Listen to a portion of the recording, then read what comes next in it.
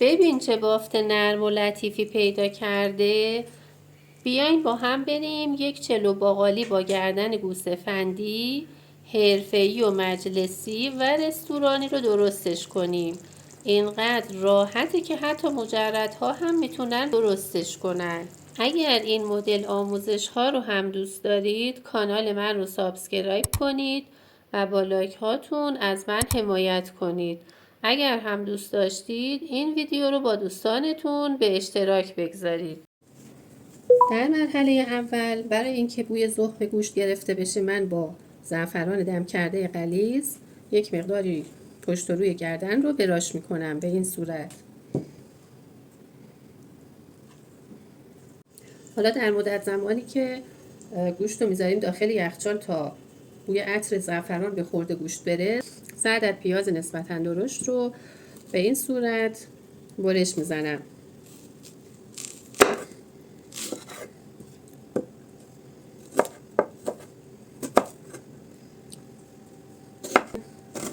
به صورت درشت برش میزنم.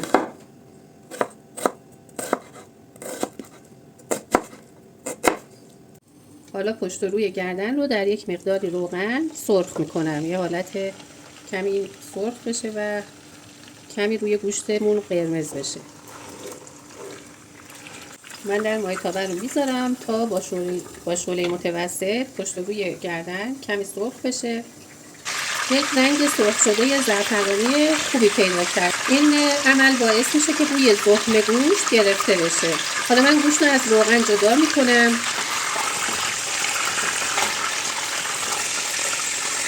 برای اینکه از روغن خیلی زیادی نخواهیم استفاده کنیم و بافت گوشتمون خیلی لطیف و خوشمزه بشه 50 گرم کره رو میذاریم داخل مایتابه تا کمی آب بشه. در حد 2-3 قاشق روغن کنجد رو بهش اضافه میکنم و حالا پیازهایی رو که درشت خلال زده بودم رو به این کره اضافه میکنم. کمی پیازها رو داخل کره تفت میدم، یعنی نه سرخ بشه پیاز و عطر پیاز از بین نره و نه پیاز داغی بشه. یه حالت حرفه‌ای و بسیار خوشمزه ما میخوایم این خوراک گردن رو آماده کنیم. میذارم در حد چند دقیقه با در بسته کمی این پیاز تفت بخوره داخل کره. دوستان عزیز ببینید به این صورت کمی پیاز در کره تفت خورد. یکی از ترفندهای خوب شدن این خوراک گردن اینه که ببینید رنگ کره داخل این پیاز تغییر نکرده. یعنی اگر شما میخواین کره در خوراکاتون استفاده کنید کره نسوزه و رنگ کره تغییر نکنه، همون صورت زرد و طلایی بمونه. 1 عدد لیموی تازه رو من پوستش رنده میکنم. نیاز داریم به 1 دونه لیموی تازه.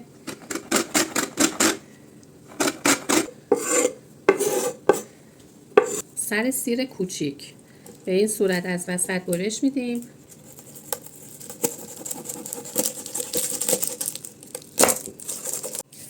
خب 1 دونه سر سیر رو هم من به این صورت برش زدم. سعی کنید سیر رو هم با پوستش برش بزنید، بهتر هست. نصف قاشق چایخوری زردچوبه، نصف قاشق چایخوری پودر پاپریکا و کمی با پیاز تفت میدیم. خب کمی که ادویه‌جات با پیاز تفت خوردن دیگه وقتشه که گوشتمون رو بذاریم روی پیازها.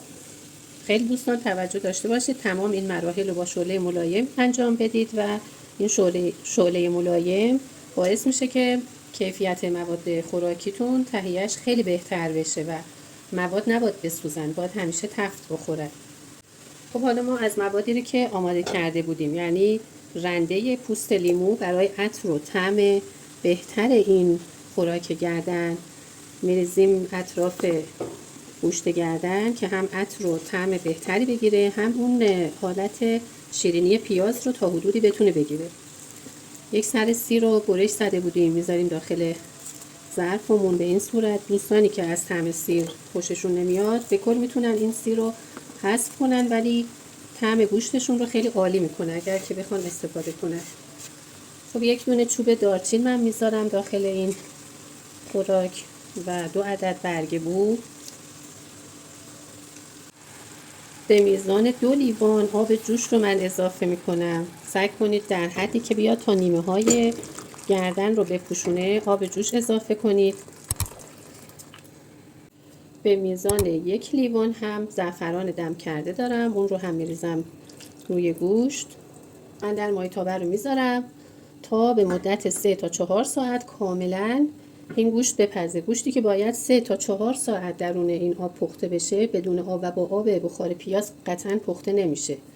حالا من در مایتابه رو میذارم به مدت 3 تا 4 ساعت کاملا این گوشت گردن بپزه و کاملا مغز پخت بشه. خب دوستان عزیز، الان 4 ساعت از زمان پخت این گردن گوسفندی میگذره و بریم ببینیم که چطور شده. ببینید چقدر بافت نرم و پنبه‌ای و عالی پیدا کرده، کاملا پخته و این از پیازها و سیر کاراملی خوراک گردنمون و این هم واقعا از آب گوشت این گردن که چقدر خوش رنگ و غلیظ شده. با همون 2 لیوان آب من گذاشتم به مدت 4 ساعت با شعله بسیار ملایم پخت و کاملا مغز پخت شد. به نکاتی که باید در حین پخت خوراک گردن توجه کنیم اگه بخوایم یه خوراک گردن بسیار خوش عطر و خوش طعمی داشته باشیم، یکی این که چوب دارچین و برگ بو رو حتما نیم ساعت اول برداریم از درون ظرف جدا کنیم و حتما با همون 2 تا 3 لیوان آب بذارید بپزه، بدون آب نگذارید هیچ وقت، چون این میسوزه. قاعدتا الان 4 ساعت داره میگذره از زمان پخت این غذا. آب گوشتش هم کاملا غلیظ و بسیار خوش رنگ شده و بوی زخم هم نداره، اصلا بسیار خوش‌طعم و عالی شده. شعلتون هم کاملا ملایم باشه. البته من 1-2 بار گوشت رو برگردوندم که هر دو طرف گوشت کاملا بپزه و کاملا یک دست پخته بشه. حالا در مرحله آخر من دیگه بهش نمک رو اضافه میکنم. به هر میزانی که مجاز به مصرف نمک هستید نمک رو اضافه کنید. یکی از خوش‌طعم‌ترین چاشنی ها برای خوراک گردن همین سس فلفل چیلی هست که یک طعم ترش و تند آرومی داره. در صورت تمایل 1-2 تا قاشق سوپخوری میتونید از زعفران دم کرده هم بریزید روی خوراک گردنتون.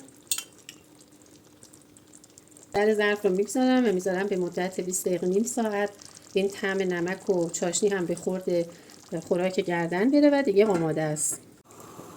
برای تهیه برنج شوید باقالی پلو هم من گذاشتم آب به جوش اومد. برنجی رو که از 1-2 ساعت قبل خیس کرده بودم رو داخل آب ریختم. مقداری نمک اضافه میکنم و باقالی هایی که شستم و لفه کردم رو هم به برنج در حال جوش اضافه میکنم. در قابلمه رو میذارم تا برنج از جوش نیفته و سریع به جوش بیفته. و وقتی به نقطه جوش رسید دیگه در قابلمه رو برمیدارم، یک مقداری آروم مخلوط میکنم باقالی و برنج رو و دیگه میذارم تا یک مقداری برنج قد بکشه. ولی دونه برنج باید حتما زنده برداریم. برای سبزی پلو یا شوید پلو معمولا یک مقداری دونه برنج رو زنده تر برمیداریم، یک مقداری برنج رو دونتر و زنده تر برمیداریم به دلیل اینکه میخوایم شوید بهش اضافه کنیم. یک مقداری روغن میریزیم،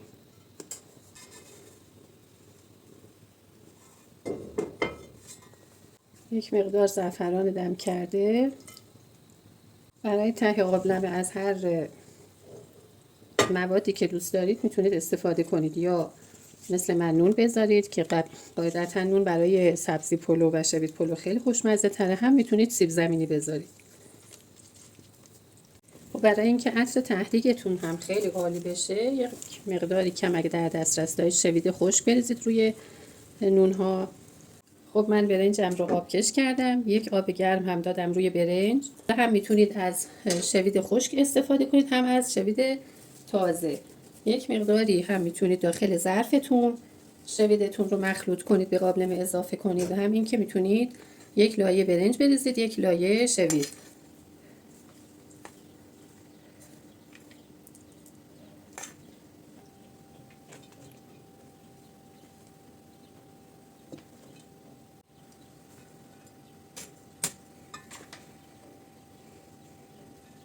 از اطراف برنج رو جمع میکنیم میاریم بالا به این شکل حالت گنبدی شکل بشه. حالا من یک مقداری کره میذارم روی برنج، یک مقدار خیلی کم هم روغن میریزم روی برنج. نسبت به میزانی که مجاز به مصرف روغن هستید روغن میریزید و کره روی برنج و دیگه برنج رو دم میکنید. این برنج هم حدود 40 دقیقه با حرارت ملایم باید دم بکشیم. معمولا سبزی پلوها و شوید پلوها یک مقداری روغن به خودشون میکشن. زمانی که بخار انداخت زیر درو قابل ممون دیگه من دم کنی میذارم و برنجم رو دم میکنم. مدت زمان دم این برنج هم 40 تا 45 دقیقه است با حرارت کاملا ملایم. اگر این آموزش براتون مفید بود کانال ما رو سابسکرایب کنید و روی دکمه زنگوله کلیک کنید. ما رو هم به دوستان خودتون معرفی کنید تا به جمع خانواده ما بپیوندند. با لایک هاتون و کامنت های خوبتون به ما انرژی بدید و از خوردن این غذا لذت ببرید.